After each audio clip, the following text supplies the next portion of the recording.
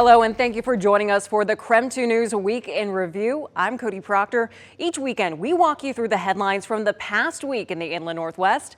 Let's get started with one of the biggest news stories of the past few days.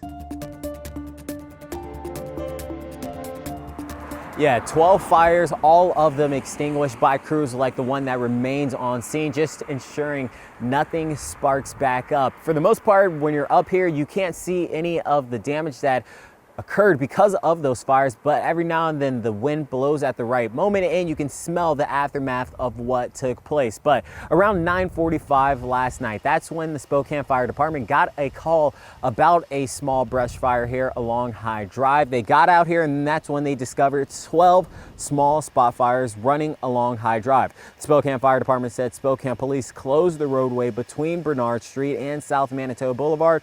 No structures were threatened. However, there were some issues just trying to fight these fires because of that steep terrain here along High Drive. Responding agencies included the Spokane Fire Department, Spokane County Fire District 3, Spokane Police, and then with warmer days ahead of us, Commissioner of Public Lands Dave Upthegrove and the Department of Natural Resources sent out a reminder for people to keep wildfire risk and fire safety on their minds. Some of those notes include call before you burn, douse your campfires with water before leaving it, pay attention to fire restrictions when they go in place. And as for these fires along High Drive, that investigation is officially underway. When we get any new updates, we'll be sure to keep you updated across all KREM 2 platforms. For now, reporting here in Spokane County, Brandon T. Jones, KREM 2 News.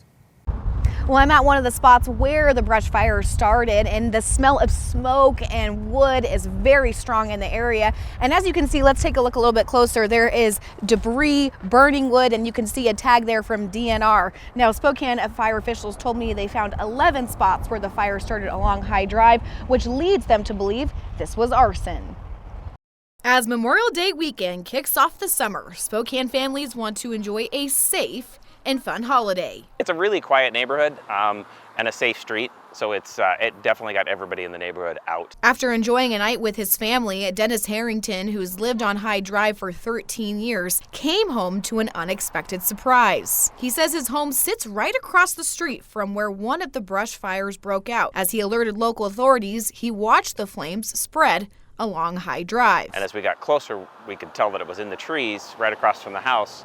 As we turned into the driveway, I could see that there was 2 more fires to the west. And that's when I got concerned that somebody was setting fires. Spokane Fire Department says they acted quickly. City, county, and the Department of Natural Resources all responded to the scene. They upgraded the incident. Ultimately, 2 engine companies and 3 brush trucks, along with an engine from the Department of Natural Resources, the DNR, responded along with the battalion chief. Fire officials noted no homes or structures were in danger, and they had crews on the scene all night long. It's definitely scary, having 5 kids and not knowing what was going on. And, it's 10 o'clock at night and there's flames 10 to 15 feet up in trees literally across the street. The Department of Natural Resources was here all day assessing the scene, and local police say this is still an active investigation. And if you have any idea or saw anything here out on High Drive, they say to contact Crime Check. Reporting here on High Drive in Spokane, Regan Gallo, KREM 2 News.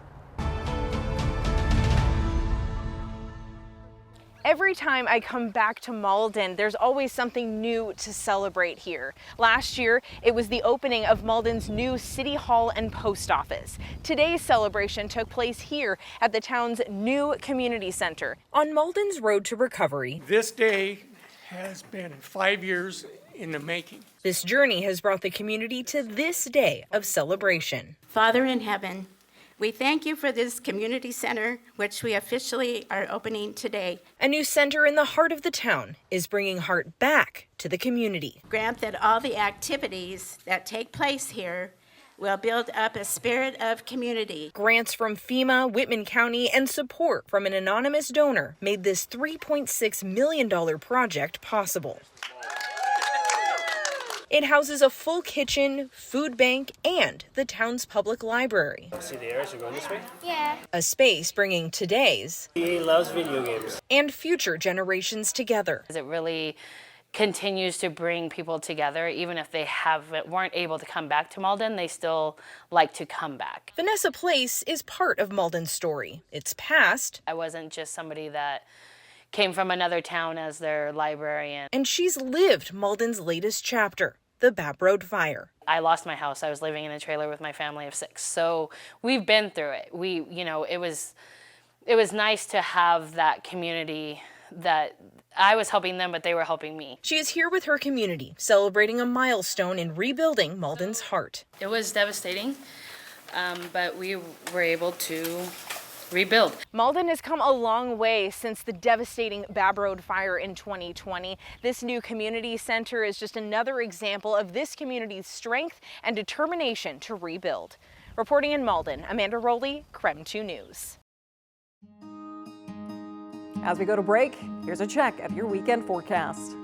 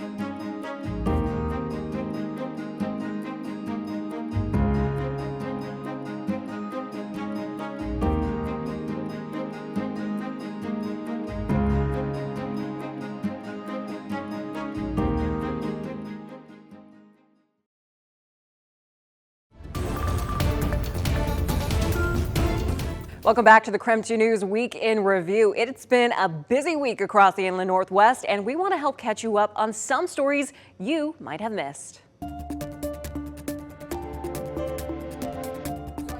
The group Idaho Supports Medicaid says if the U.S. Senate doesn't make changes to the so-called Big Beautiful Bill, Idahoans will lose health care and, in some cases, their lives.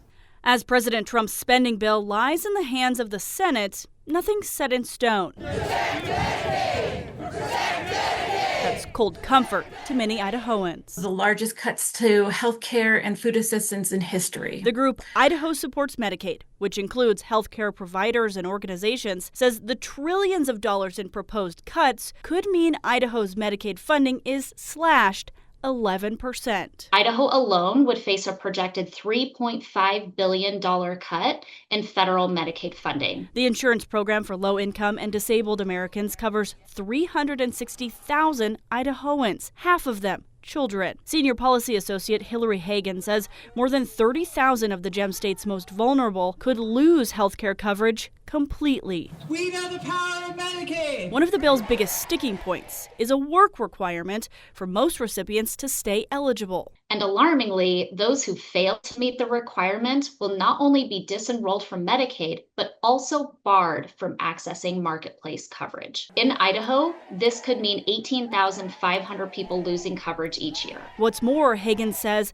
59 Idahoans could die every year due to reduced access to care. No one's going to lose those things if you qualify for the program. Idaho Congressman Mike Simpson sat down with our Boise sister station to say the goal of the bill is to return the program to its original intent, helping those in need. Should you be getting the benefit? If you're here illegally, should you be getting Medicare or Medicaid? I don't think so. So yeah, some people like that will probably lose that benefit. No one should have to choose between feeding their kids and seeing a doctor. And so we urge Idaho senators to protect the lifelines tens of thousands of Idahoans depend on every day. KREM 2 News did reach out to Idaho Senators Risch and Crapo and did not yet hear back. Shannon Mowdy, KREM 2 News.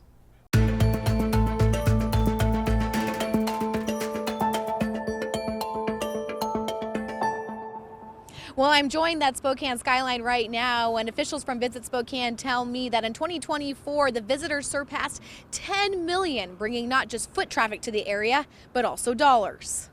For some, the growth in Spokane was an unlikely story. I want to know, what do you have to offer that I can't get in Seattle or the Seattle area? From Bloomsday to Hoop Fest to everything in between, the growth in Spokane and its increase in facilities has attracted many to the area. We get a lot of people coming in 3-4 days in a row while they're here visiting, and then they go back to wherever they're from. Which is why Drew Peller, who works at Spokane's beloved Irish pub O'Doherty's, moved to Spokane all the way from New York City. Here it's a little slower, a little more friendly. People take the time to get to know you, so it's a lot nicer in that way. So the word is out. Spokane is a destination. Reports show the total impact between sales and spending for Spokane County was $2.4 billion in 2024. It means that the town is growing. It's doing well. Obviously, it's good for my business, but more importantly, it's good for Spokane. With dollars going to dining, lodging, retail, transportation, and entertainment. Visit Spokane's president and CEO, Rose Noble, says these numbers are good for both the local economy and for everyone's wallets. We want people to know that visitor spending, so people that don't live in our county but are visiting our county, they actually help offset residents' taxes by just a little over $1,000 a year, which is a pretty significant impact, especially when we see inflation and other costs rising all over. And looking towards future growth, Visit Spokane says that one key area they want to improve on is getting visitors in during the winter months. I'm reporting here in Kendall Yards in Spokane, Regan Gallo, KREM 2 News.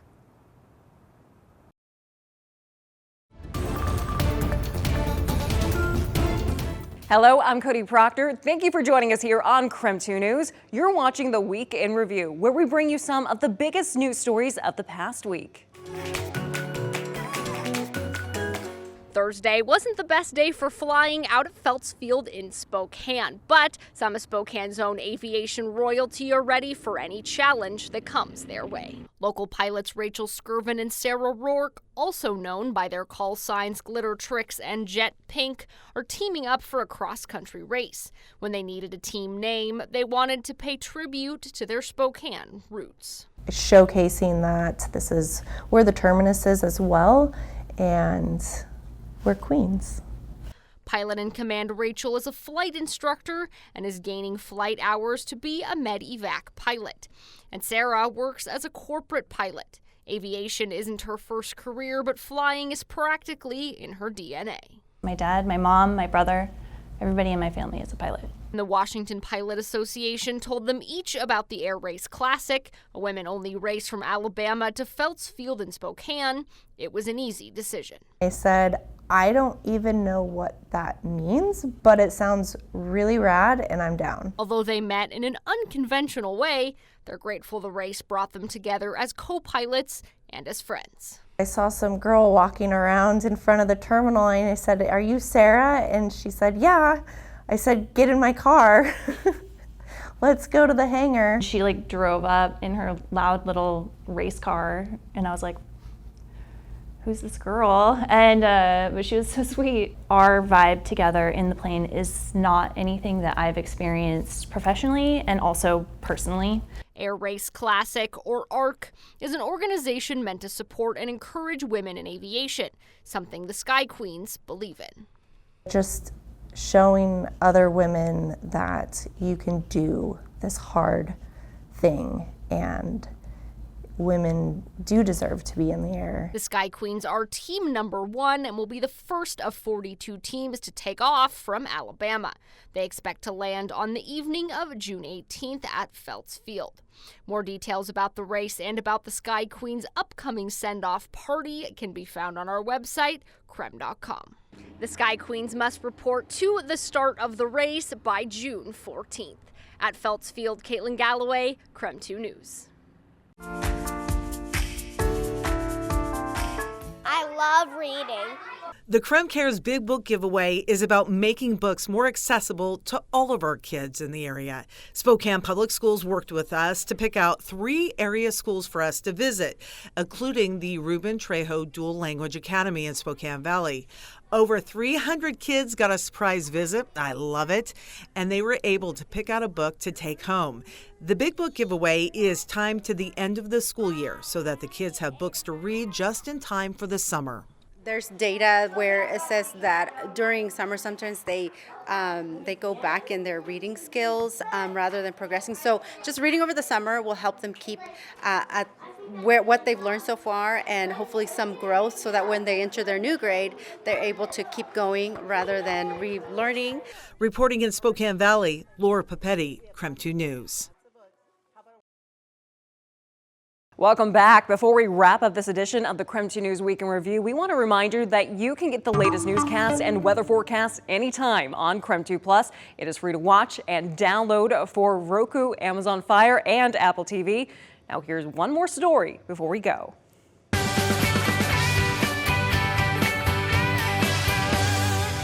Just talk to me a little bit about your college offers at that time and the decision to walk on at Georgia. Take me through that whole experience one more time and just kind of your decision to decide to walk on at Georgia. Yeah, my only official opportunity to play college baseball was the preferred walk-on offer I had from Georgia. I got that late in my senior year and took it because it was in-state school I grew up cheering for, so it was kind of a no-brainer for me. It was also easy because it was my only choice. So yeah, it made that easy for me. It was where I wanted to be. Even when I redshirted my freshman year, I knew I didn't want to go anywhere else. I was happy there. It was my home, and I knew that was going to be the place I wanted to play my college ball. And then, you know, as you get to your final year last year, and everything clicks for you, I guess you talk about the work you put in, you talk about, you know, the coaches believing in you and all the work you put in the off season to see that success. I guess just overall, what did last year mean to you? Yeah, it meant the world, you know, just to be able to contribute to the one program that gave me a shot. And, you know, Georgia had some rough years prior to me getting there, and also my first couple of years there. And so, you know, we had a coaching change, and kind of being a part of that culture change at UGA and kind of flipping that script as far as becoming a regular postseason baseball team again was something I'm proud to be part of the foundation of. When you look back at when you came here to Spokane last year, obviously those boys were in the middle of a title push. Yeah. What do you, I guess, look back on most about your time here last year? Yeah, it was a really good opportunity to get my feet wet with a group of guys that had been playing really good baseball and making a playoff push. And so, yeah, I kind of got to taste the fruits of victory here with that group. I kind of just hopped on the bandwagon there at the end. And so I got to experience what everybody's working for throughout an entire season. And so I think that was really eye-opening for me. It's so like, now when it's still early in May, you know what you're working towards. Just talk to me about the mental toll when you get to spring training right out of the gate and you break your wrist. You know, you're trying to impress, you know, coming into your first full pro season, and to have that happen. I guess just what's the mindset when something like that happens? Yeah, it's tough because, I mean, you spend so much time in the offseason getting ready and amped up and ready to go for the season, and something like that sets you back. It's tough to you know, kind of keep your head on straight and keep working towards a goal, because then you kind of got to get healthy and then re-ramp back up and kind of continue that work that you were doing that off season. So, you know, it was a mental challenge for sure. You know, just again, another lesson of being where your feet are. You know, seeing Chase in the big leagues already, you know, he was here last year. Yep. He's the #1 overall prospect in the org. I guess just when you see something like that, does it at all make you think like, oh, that has to be me or could be me this year, or are you just focused on your day-to-day? No, I'm focused on right now playing the best baseball I can for the Spokane Indians. And if my situation or affiliate changes one day, then that's where my attention is there. So it's just about, you know, kind of climbing the ladder rung by rung and, you know, not looking up at to what could be. I think I play my best brand of baseball when I'm locked in on where my feet are. And so wherever I'm at, that's where I'm going to be focused and continue to work my way up. Thank you for joining us for the KREM 2 News Week in Review. Keep it here on KREM 2 for more news throughout the weekend. I'm Cody Proctor. Thanks for watching.